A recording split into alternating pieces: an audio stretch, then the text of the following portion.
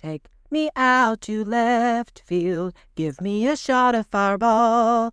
Give me some high fives from Mark Pena and a hug from Jeff Cross as we stand on top of the tables. Hearing the horns, that's a blast. For it's 1, 2, 3 shots from the cannon with the ladies of left field. Hey, y'all, it's game time with the ladies of left field. Jordan here with Casey and Katie. Hey, y'all. Hey. And it is a Texas Idol week, so we don't have to go over any good or stressful Texas football stuff. We'll obviously hit on the atrocious tie from the Cowboys and the Packers. But I'll start it off with some happy Dallas news that the NHL starts on Tuesday. There's 3 games to kick it off with Chicago versus Florida, Pittsburgh versus New York, and Colorado versus LA. Then the Stars will kick off their season against the Winnipeg Jets on Thursday. That'll be 8 Eastern time on ESPN. Kind of a bummer to start the season, though. Jamie Benn is out to kick off the season because he just had surgery for a collapsed lung. So you will not see Jamie Benn out there. Yeah, I thought it was crazy. But NHL starting. Go Stars. Go Stars. So fun. Go Stars. Well, I'll bring it back to kind of the major thing happening now is our Major League Baseball. Postseason has started. We've been gearing up for this. Fun times. The wild card series have started. There are 4 wild card games. And actually, the Cubs have already beat the Padres. So go Cubbies. Love that. Also, the other wild card games are the Guardians versus the Tigers, the Yankees and the Red Sox, which is like an old school rivalry. If you ever love baseball, you're loving that. It's happening now as we record. So yeah, both Sox and Yankees, and then the Dodgers and the Padres. So those are the wild card games. And then the other games that will happen, but they have earned buys for right now. So they're not playing the Blue Jays, the Mariners, the Brewers, and the Phillies. And they will start their postseasons on Saturday. So just if you are a betting person or you want to look super knowledgeable, the Philadelphia Phillies are favored to win the World Series. They are like plus 425 or their odds, followed closely by the Seattle Mariners and the Dodgers. So go MLB. Interesting to see what happens. Also in football news, and we'll get into this more, Arkansas lost badly to Notre Dame. They just looked really bad. It was an embarrassing loss. So they fired their coach, Petrino. We were joking about this. We're like, how many times has Petrino been the coach at Arkansas?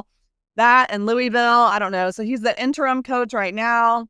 He's already chopping people off and has apparently fired 3 defensive assistants. So we'll see what happens with that whole program and that. Also, before Casey gets into the Cowboys, I have to share that I had my first fantasy football win. It was against Casey. Against me. Oh, Lord. I was like, my first trash team finally won. Well, they didn't seem like trash. Good points galore.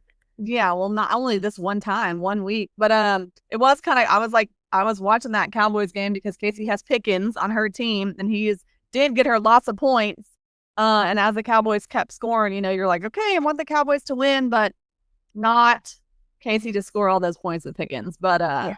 If I'd have just switched out and had Matt Stafford, I know, I thought that he was on the bench with. So I was sitting there thinking, I need to start paying better attention as to who the opponent is and all that stuff. I just kind of go into these. I do it sometimes, but and I also need to realize that when they have a great week, 1 week, they're probably not going to have the exorbitant. Some guys do, but also I had Drake London who went off, who the week prior was horrible, and the Falcons didn't even score any points, and then he was amazing for me. Cook the third, my running back from Buffalo, has been good, and he continues to be good. Yeah. Anyway, so but yes, thank you, Case, for my first win. Yeah. Yeah.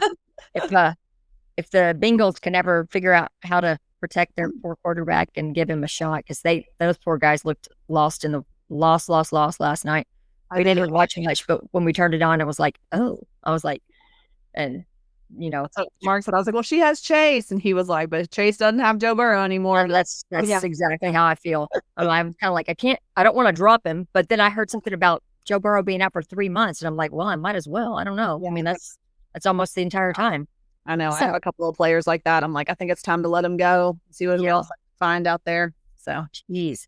But on the football and on the since we're talking pro football, my hot girl headline is the Dallas Cowboys tie. Oh. Everybody else is going, ugh. I, on the other hand, am like, at least we did not lose to the Green Bay Packers and to Micah Parsons. It was a tie, but whatever. I mean, we fought after the way the game started. yes. I mean, I thought, oh my gosh, here we go again. Chicago Bear game repeat. This is going to be brutally awful, blah, blah, blah. And then we get that blocking the extra point, and it just kind of turned things around. And then that turnover at the end of the first half, to be able to go into halftime ahead. If we had only taken advantage of getting the ball first in the second half, that was the only time. I think that was basically the only time there wasn't a score. They held us, and after that, every single possession was a score. We just went back and forth, back and forth, back and forth. And I mean, I know that it was whatever, but I could not believe that Jordan Love scrambled around and almost blew it with the time management. Yeah. I mean, and then it was also, I couldn't believe that we finally stopped a pass. Thank God. Our defense was not good, but we'll take it. Yeah, right. So, I'm taking the positives here that the Packers have a good defense, and the Cowboys hung in there. Dak did good, scrambling around. That pass he had to Tolbert, in the when he heaved it, and I thought, "What are you doing?" And I was like, "What is going on?" And then all of a sudden, here appears Tolbert in the screen, running backwards to catch it. Insane. Sideline, toes on the sideline. So, there was lots of positives with some of that. We've just got to figure out how to protect the pass, or how to play defense against the pass. Defense. God, I mean, our defense is bad. But the front line was starting to improve. I mean, I really felt like in that game itself, they were like getting confidence in themselves, except for the guy with all the hair that is, running in and making stupid personal foul hits. I'm like, God, what are you doing, idiot? Sorry, that's how I watch the games.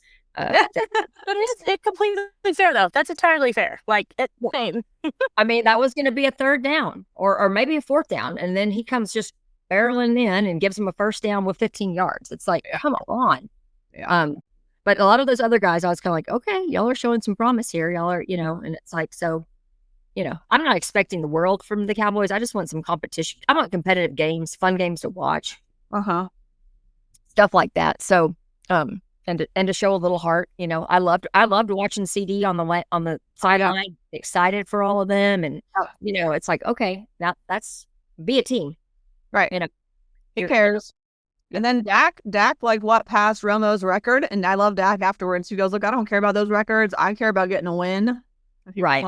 But I think he was annoyed, but I'm kind of like, well, y'all had it down there, and of course, were it not for Micah Parsons, like, I know, grabbing him by the foot, we would have had a touchdown, So who knows? Okay, only thing, that I hate, like, moral victory, whatever, but I was like, at least Micah didn't win in his return to Dallas. That Is was maybe the only thing. I'm like, I'll take that, I guess. Yeah. Well, they did not win. I don't feel like, I don't like Micah didn't have any like massive, he didn't hurt anybody. Thank God. Dak played amazing. Yeah. Because it's like, even in something, I guess after the first or second game, like the Green Bay, I don't know if it was their team or their fans, apparently they were all talking about they were going to go undefeated. I'm like, well, no, you're not. No. You've already lost, and now you're tied. So let's scratch that off the list there, please. So I guess I don't know who, I'm not sure who's left. I know there were 6 undefeated teams going into Sunday. I can't remember who all. I know the Chargers lost, so they were one of them. I don't know what happened with the 49ers. I feel like a lot of them lost actually, because I remember like hearing about that. I would imagine Buffalo was undefeated, or were they? Yeah, they still are. They still are. Okay, so, and then the Ravens have just gotten beat up. Apparently, Yeah. I mean, like that they lost, or players are dropping like flies on their team. So Yeah. So only right now, there's only 2 undefeated teams: the Bills and the Eagles. That's it. oh, the Eagles, yeah, They defeated Tampa Bay, yeah, who was previously undefeated. So Tampa Bay got a loss. right, Loss. yeah. Yeah. Yeah. So that's it. yeah. That was a game of me not caring. I mean, me like they could have ended in a tie. That would have been good. Yeah. That's how we feel about Baker Mayfield. That's exactly right. Yeah. I have no hard feelings I have nothing really against Tampa Bay, but I do not like their quarterbacks. Yeah. Yeah. So that is my hot girl headline. Okay. Should we go around the horns? Sure. All righty. Well, I'll start us off with baseball. Yeah. I went to the Dell Diamond over the weekend. Texas played a, what do you call that? Like a scrimmage? Yeah, it was a fall exhibition game. That's what they called it. Yeah. Fall ball against Texas Tech. They played 12 innings, which was just, that's strange, but I guess it made people's trip out to Round Rock worth the drive. And there was a good crowd, right? I was also going to say, Case, it was a crazy good crowd. I mean, I would think the stands were packed. Everybody was in the shade. I mean, there was at least, I would say, 6,000 to 8,000 people there. It was packed. The parking lot was packed. We got out there at 11. We did a huge tailgate. It actually ended up being like all the players' parents came over there to our tailgate. We were like in the grassy area under the trees. And we got to meet a bunch of the new parents, and of course, a bunch of our old favorites. But yeah, the catcher from Notre Dame, his dad and stepmom came out. They're gonna be fun. Case they're gonna be hanging in left field. I have a feeling. They walked up and Mark was like, "What do y'all want to drink?" And she looked at me. She goes, "We drink everything."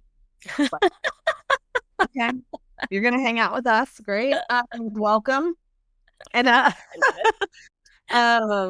and then, so a bunch of the new parents came out. They were great, had fun. And then a bunch of our, like I said, Kevin the Bings were there, who we love from West. And Adrian Rodriguez's parents were there. I was talking to his dad for a little bit. And I was like, so he's playing shortstop, huh? And he was like, that's what we hear. And he was super excited. Yeah. He said Adrian slimmed down a lot. He said he worked hard all summer. He said he probably dropped over 20 pounds. To get like really trim and fast and ready to play shortstop. So he played that. And it looked really good, man. Our pitchers looked amazing. All of these new little freshman pitchers are just huge. And I mean, we like looked dominant. It was really good. So that was fun. All of our hitting looked really good. And it was it was fun at the Dell Diamond, good crowd, good times. I think we stayed till probably like the 10th inning or so, and then we headed home to watch football. And you got the new scuttlebutt of one of our favorite left fielders. Who? Dating somebody now. Oh, right. Yes, we do. I was thinking a left field player. I was like, who the hell are you talking about? No. Oh yeah, made it very clear. Are we allowed to say this on the media? Yeah. I think so. He's saying it everywhere else. Yeah. So yes, I will say, came to the tailgate, show up as our friend, good old friend Denny, who is a Longhorn fan, except for when they're playing LSU. He came out in his Longhorn shirt with an LSU towel, tucked into his shorts. And in his car, riding in the same car, passenger seat, is our great friend Tara. Yep. So they are now Tara did make it very clear. They announced it publicly that they are dating, and they just want everybody to know. So there you go. So yeah, the presses. I guess maybe on Friday night, Barn got a text from Denny. Denny had texted Barn and Mike Lear and said, "I'll tell y'all in person, but Tara and I are dating," and that was that. Wait, I love that. So he was like, "I'll tell you in person, but here's what I'm going to tell you." Yeah. Here we go. And Barn made the comment. He goes, "I'm sure Tara made him he drove all the way to Round Rock because she was the one that wanted to go to that baseball game. And I said, yeah, and I'm sure he also had the prerequisite that they were leaving before the LSU game started at 2:30. Yeah, they did. They were there until about 2:00, and then they left. Yeah. And first they went out to the bullpen bar where I was with PJ because it was air conditioning and the lake was out there. And they had wine. So I was, and then they came out there like, is the LSU game on out here? It's like, yeah, they have a ton of TVs. Come check it out. And that they hung there for a minute, and I think Denny wanted, like a legit LSU bar. So then they took off. But yes, our boy Denny and our friend Tara, there you go. Another love in left field. Jordan, you're next. You're next with love in left field. We'll figure it out one of these days. All right, Jordan, you want to tell us about volleyball? Actually, I'll let Casey take volleyball, but I was going to jump in on soccer because I know last episode I talked about how they were, they did not look good. And then they came out and upset number 13 Vanderbilt. So I was like, that was exciting. That was some positive momentum. There were quite a few upsets. I don't want to say quite. Okay, there were a couple upsets in SEC soccer last week. So, who knows? Like I said, maybe that one loss to Mississippi State was their one, and now they're going to reel off a whole bunch of wins. So, Amalia Villarreal was SEC Player of the Week, I believe.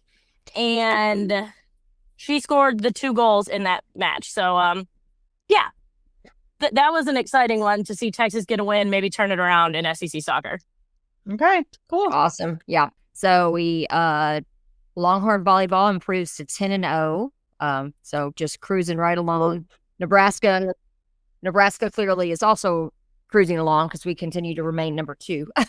But we are 3-0 in our matches this past week, like against Vanderbilt and Missouri. And I watched both of those. But that match against Missouri was really tight back and forth, like each set. So, I mean, that was really fun to watch. I mean, it was very, very close, and yet we still won 3-0. But, I mean, our team is really, really stacked. Really good. And that being said, Stafford and Vanderwall both earned SEC Weekly honors. So I think basically we've had a player get some sort of SEC honor throughout the season.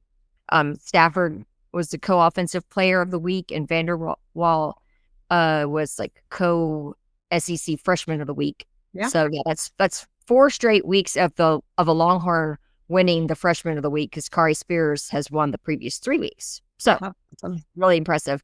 We play Georgia and Mississippi State this next upcoming week, and those are both on the road. So that'll be a little bit different because I feel like all of our SEC matches so far have been at Gregory. When obviously that's the confines of our friendly for us, bad for the opponent. But so hopefully they'll just continue that trend. But they're really good and they're fun. And as we say all the time, it's so fun to watch. So fun to watch. Yeah. In fact, I see Cindy. When I'm watching on TV, I see Cindy like she's one of those ones that sits behind. I guess I can't really say behind the Texas server because I know they switch sides, but she's on one of the ends where you can. When whoever's serving, you can sometimes the camera angle catches her. Yeah. So. Yeah. She was talking about it on Saturday at the table. So shall we jump into college football? Yeah. Well, hold on real quick. So we're on the horns. 2 other things I was going to mention just about previous Longhorns. So our great player, Kevin Durant, who we love, is back in Texas. He signed with the Houston Rockets. And I just love KD, and it's fun to have him back in Texas. He loves the Longhorns. He was saying he's excited to be in Houston around a bunch of UT alumni. So that'll be fun to watch. And then also our previous baseball player, David Hamilton, is playing for the Red Sox. So that just made me think we should be cheering for the Red Sox and not the Yankees. So we can cheer on a UT alumni in the big playoffs. I wasn't going to do it. Yeah, I know. A little sidebar too about the Rockets is that that's Royale Ivy's one of the assistant coaches on the Rockets. So yeah, so that's going to be fun. I mean, but that's going to be fun for them because they were teammates here, and they're close. I mean, they're good friends and everything. Yeah. So I think they're both. When Royale was here for Hall of Honor and being inducted, he made mention that he was excited about that. And, they were bringing that up, that we would have like a connection of two Longhorns. Aw, that's fun. Good. Love that. All right. Well, other quick things, that are happening. I know women's tennis. We were tied for third in the golf tournament in the Ben Hogan thing. I just don't know if the other guys, how they ended up. Oh, we ended up being in a tie for first. Oh, yay. Awesome. Oh, heck yeah. Okay. So the two teams that were ahead of us were +8, and it was us and another team. I don't remember what teams they all were, but they're +10. So they must have both finished, at +10. Good. We were done at +10. Very nice. And Barn just told me another little nugget for around the horns is that Bo Ogden, Chris Ogden's son, just committed to play for us in men's basketball. So that's kind of, I didn't realize that's who that was. I saw the announcement, but that's fun. yeah. Aw, So I love that. that'll be fun. Yeah. Yeah. So Hopefully I it like- makes you the 3. yeah, I like the parent-child connections at Texas. Yeah. Legacy things. Legacy connections. Love that. Yeah. All right. Now, should we move to football? Yeah. Especially because Texas didn't play, but there was still a whole lot going on. It took everything in me not to chime in when you were talking about Denny going to leaving to watch LSU, because I was like, let's just talk about Ole Miss Yep. beating LSU. Hell yeah, dude! Yeah. Right. That was Well, I will say he did call that, Jordan. He said, Did he was he? like, I think we're going to lose. He was like, I think we're going to lose to Ole Miss. And we were like, no way. And he was like, I think we're going to lose, so. I thought they were. Yeah. I mean, and I like you. I don't know. You never know with Ole Miss. I felt pretty good about it, but I also hadn't really watched that much LSU, so I didn't know. And but what that was one, what was the social story about Lane Kiffin's daughter is dating one of the LSU guys? yes, the LSU, I think, tight end, and she Yeah. posted like, I don't know if it was already out there or if it was like a hard launch on Instagram that week, but Yeah. the photo of them together she put on Instagram. Yeah. Whoa. I was like, okay. And there Okay, was yeah, yeah. afterwards, it was like, well, like funny little memes about like Lane Kiffin being like, well, you can have her, but I'm gonna still like y'all are still gonna call me daddy or something like about Oh no, funny. like, Yeah. funny stuff. Well, there was something about I guess what's his name? Kelly from LSU. I guess it was, I don't know if it was him or somebody else, but they must have had some kind of comment about whatever they call the trophy between this rivalry game. Oh, It was going to be, was going to be staying in Baton Rouge, or was, they'd be bringing it back home to Baton Rouge where it belonged or something like that. So Lane Kiffin had a little, dig tweet about that pretty quick after the game. So kind of cracks me up that they get into some of this bigger, but of course, Lane Kiffin's known to do that. So yeah. That is Lane Kiffin MO though. right, that really doesn't- not shocking. And I actually, I think I kind of, I don't know if I expected it, but I think I ended up as the game was going along. That's what's hard too, is in the SEC, all of a sudden you find yourself pulling for a team that you would have never thought you would. And I was like, For sure. but I was like, I was basically pulling for Alabama, and I was like, and for them. Well, Alabama looked good, y'all. Alabama looked good. And after week 1, when I think that their entire fan base was ready to Fire their coach. I think there was real talk about, that he like did. there was talk about firing that coach base, which is wild, and here they are like beating Georgia. We're about to jump into this gauntlet that everybody else has already been in for a few weeks. Yeah, talk to us again next week after we play Florida and go to the Swamp. Yeah. And on Saturday evening, we can connect and see how we're feeling. I think we might Yeah. go to your house case to watch this game. Is that what I hear? Yep. We are. But another one of the awesome, great games, except for I was scared to death for the receiver, but that Virginia upset over Florida State. Yeah. That was crazy wild. And the way that those students ran onto the field, that kind of freaked me out. It freaked me out a lot. Well, because that wide receiver just disappeared. Exactly. just I was like, like, did he get We trampled? didn't see him again. Yeah. And someone the next day told me they were like, no, there was somebody right there immediately that was able to like shield him. And I was like, well, I didn't see it because I rewounded it like a couple of times. Because at first I was like, also like, why in the world did they let them get on the field like that already? Well, there was like no boundary, y'all. Y'all, I mean, like they were all coming. Yes. Every Virginia fan was coming, and there is zero boundary around. They were literally right behind the goal line. Yeah. That's what blew my mind, is you could just see the students lined up there. They were ready to. No one was even trying to stop them. It didn't look like. I mean, the game was still in play, and I'm just like, that was. They're lucky somebody didn't get seriously hurt. I'm sounding like the grown-up old lady now, but that did freak me out. But it's accurate. Like literally, it was just like you saw that guy go for the catch, and then it was like gone. Never saw him again. Yeah, I mean, that was just. Okay, so yeah, we got Oregon moved up 4 spots. They're the number 2 seed. Ole Miss, like we said, is up to the number 4 seed. Bama jumped a ton to number 10 after beating Georgia. And then Texas, we're at the 9 spot, which I think is totally legit until we beat somebody good. And then, yeah, I mean, I think, what is your favorite upset from last week? Is it is it Virginia beating FSU? Is it Arizona State beating TCU? That was also a crazy game. Oh, that was. Yes, that was. TCU is legit good, and so that was a crazy upset by Arizona State. Ole Miss beating LSU. Penn State beating... No, they lost to Oregon. Oh, sorry. Yeah, sorry. Yeah, Oregon. So Penn State losing at the whiteout. That's what it was. That whiteout at Penn State. Did you see that? That was so crazy. And the whiteout. Can I chime in real quick? Yes. Did anyone watch Game Day and how everyone they looked like the Backstreet Boys? I saw some parts of that. Yeah. It was not a good look, y'all. That was not great. And that's all I had to say. Not the best look. And then they lose. And then like we talked about, and then Alabama beating Georgia. So what was your favorite upset of the weekend?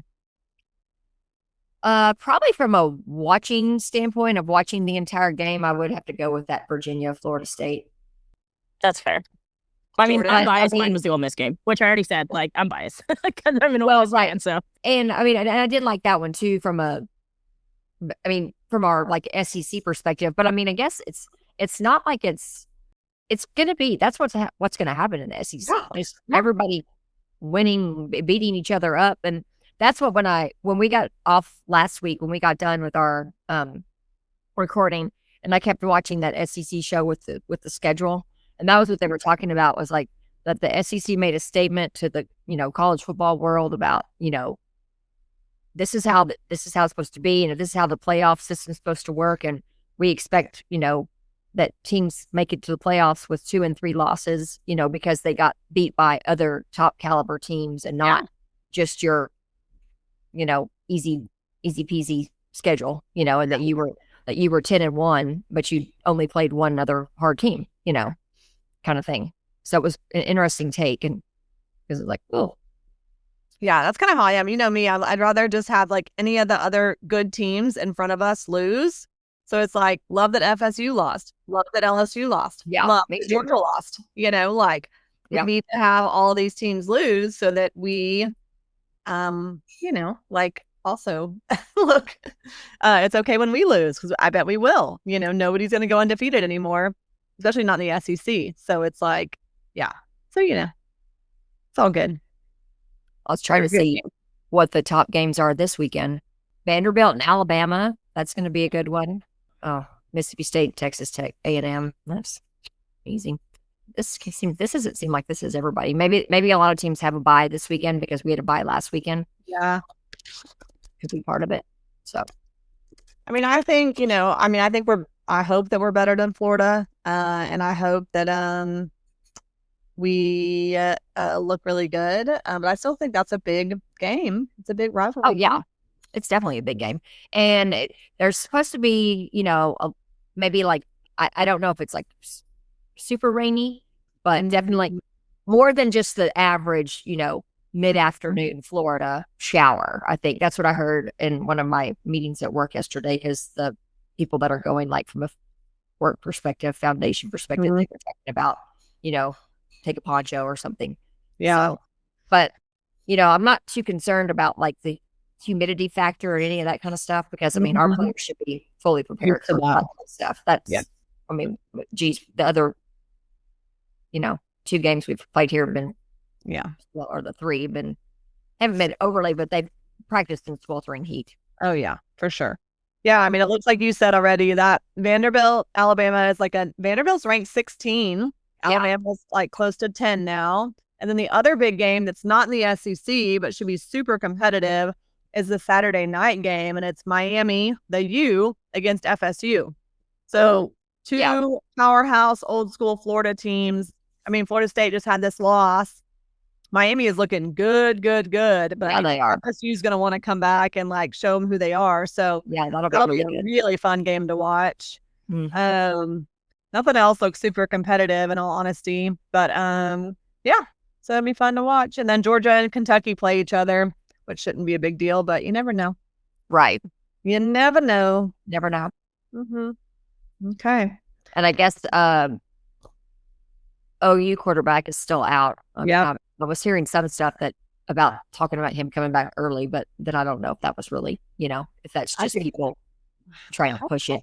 I think so. I mean, the fact that he went out and had wrist surgery. Right. I don't see how you can have a surgery on your hand. Yeah. And be back in 2 weeks. I think that's just hopeful thinking by the Sooners, and maybe trying to like give us some false news for the that we have to prepare for. Prepare for multiple people, which is fine. We should be doing that anyway. We need to be prepared for OU, no doubt. That's also fun. If you're in Austin this weekend, it's the first weekend the Austin City Limits music festival. So have fun. Go dance it up to Sabrina Carpenter. You can, if you want to hang with us, we're going to be watching football instead. And then next Thursday, midday, we're going to take ourselves to Dallas for our extended weekend for Texas OU, one of our favorite weekends of the year. And it gets even better when we beat the Sooners. So it'll be so fun. All right, our last thing, we haven't talked about it, Case. I think we have to talk about the Ryder Cup. Oh, yes, the Ryder Cup. So, as I expected, the Europeans did win. But I did tell Mark, he was mad. I was like, Casey called it. Casey knew the Euros were going to win. Yeah, but I will say that the United States came back on Sunday and made it quite exciting, put in a lot of fight. But the first 2 days, the United States was just downright pitiful. I mean, it was horrible. It was not competitive at all the first 2 days. It was not. No, and it was just like really just completely embarrassing. But the singles matches, they came out and showed a lot of fight, a lot of heart, and it was fun to watch them get, at least do all that. And I think show some pride in playing. But there also was a lot of, as we also talked about, how the fans would be rowdy and wild, but fans got a little too carried away with their comments and actions towards Rory and his wife, especially towards his wife. You don't need to be doing that, like throwing things at you don't throw things at a golf tournament, period. I mean, you're the one that wins and you're just splashing yourself with whatever. Yeah. But with Rory, I think Justin Thomas, gained a lot of credibility by telling the American fans or whoever the people were that were yelling things when he was trying to putt or in his backswing. That's not what you do. So hopefully some of that stuff. I mean, I like all the chants and the singing of the songs and cheering and everything, but I won't like for people to be ugly and ruin the game. I mean, of how the game is.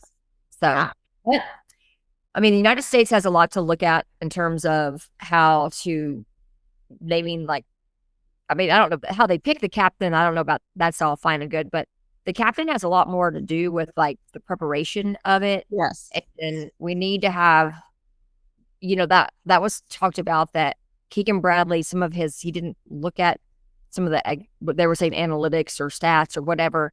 But they were even talking about on Friday with Scotty Scheffler and Russell Henley. They didn't understand why Henley went off first and alternate the holes. And they were like, the way these holes are lined up, Scotty's stronger on the, these kind of holes. He should be the one hitting first, then having the second shot on the other, And so that's like that people, it's not just like matching them up and saying rah, rah, go. I mean, you need a bunch of stuff. And it's clear that Luke Donald and his vice captains know all that. I mean, yes. Agree. He has matchups, and I mean, you got to be strategic. There's a lot of strategy that goes into the Ryder Cup. You know what I mean? And just because, like, you have to be strategic with it. I agree. I heard that as well on Saturday, I guess, and they were talking about that. They were like, I don't know why they played Scotty this way. It makes no sense. It doesn't line up what he's good at. And I know they made a move to for Bryson DeChambeau to play on, and then he won. I mean, him and that. But still, it's like I think a lot of that was like not planned for. You know what I mean? It was like very reactive, and I think that whatever they need to do, I just think it needs to be something. I think the Europeans take it much more strategically and plan it out. You know what I mean? And as a team, and really talk through it and who's going to be where and why, and and then I think that we need to do more of that. We need to take it not as an afterthought, but plan it up. Really, really. And have a plan, be strategic, and use our talent in the most effective ways. So, The other thing I was gonna, I agree. I mean, we were talking the Ryder Cup is so fun because it does kind of push the limits of golf cheering, and it does get a little rowdy. But I think there is always a line that you don't cross, and you always if you've ever played golf, been at golf golf. I don't know, any golf course, period, if a freaking driving range, there are things you just never do. Right. And I think there's always still a level of respect and a level of, just overall courtesy for the game that you don't cross. And so it was a bummer to see some of that happen. And Rory is such a, beloved player. And I think to do it to him too, at anybody, is just not okay. He's been through a ton of ups and downs of his career, and Americans have loved watching Rory win. So I think that's also crappy for him to have that experience when he's, been such a great golfer. So anyway, but they think Europe. What? Yes, we go to Europe, and that'll be in 2027. And so I guess probably in the next, I don't know how long it takes them, 6 months. I have no idea how,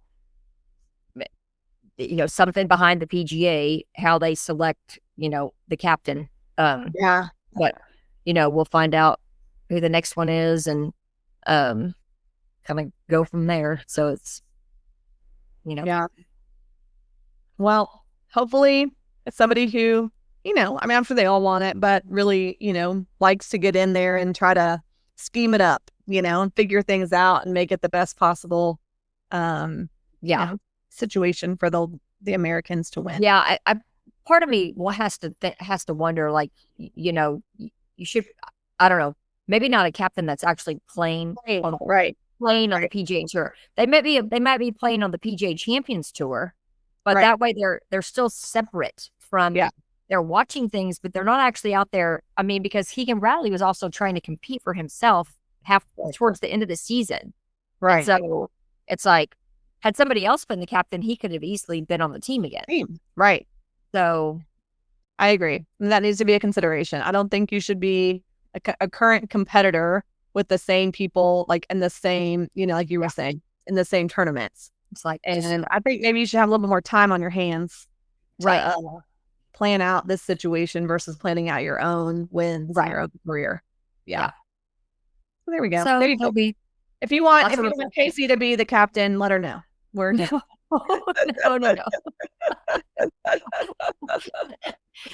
I do watch and I do know quite a bit, but I don't know that much. Well, I bet you would invest the time. I might. I would definitely tune in. Well, yeah, they would need to like have some kind of. I'd have to have some kind of calming mechanism because I don't know that I can handle that. Right. We think the decorum might really go out the window. Yeah.